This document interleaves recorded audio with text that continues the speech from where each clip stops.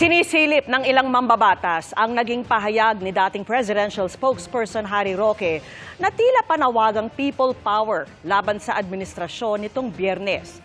Maaari raw itong maging basehan ng muling pagpapakontempt sa kanya. At nakatutok si Darlene Kai. Hindi na po ito laban ng Duterte at Marcos. Ang laban po ngayon ay puwersa ng kadiliman laban sa puwersa ng kasamaan.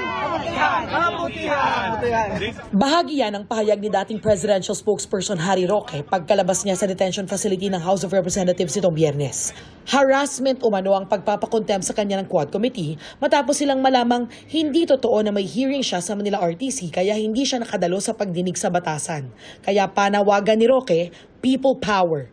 Sa mga kababayan, tuwing Biyernes po, naririto kami hanggang mapuno natin muli ang EDSA at mabawi muna natin muli ang kapangyarihan. Dito sa EDSA, tayo po ay nagpaalis ng isang Marcos. Ang mga pahayag na yan ni Roque, sinisilip ngayon ng ilang kumiting kasama sa Quadcom na nagpakontempt kay Roque. Iniisip ko, it might border to another contemptible action. Sa akin, it might also be treasonous, because he's now calling for people's powers. It's one thing to be able to rally against the government. It is another thing to say, let us come together so we could be able to topple down this government.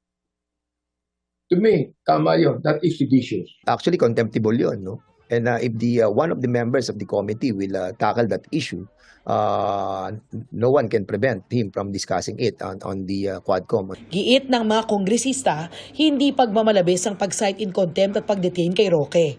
He was cited in contempt because of his lying nung na wala naman pala siyang hearing when he invited him over. I think yung premise niya that we cited him in contempt because of that batikos niya to the administration is out of context. Sa isa namang bagong pahayag, sinabi ni Roque na saklaw ng kanyang freedom of speech ang mga pahayag na ginawa niya sa EDSA noong Biyernes. Hindi rin daw siya nanghikayat sa mga tao na magkaroon ng marahas na pagkilos. Pero handa raw siyang harapin ang anumang kasong isasampa laban sa kanya.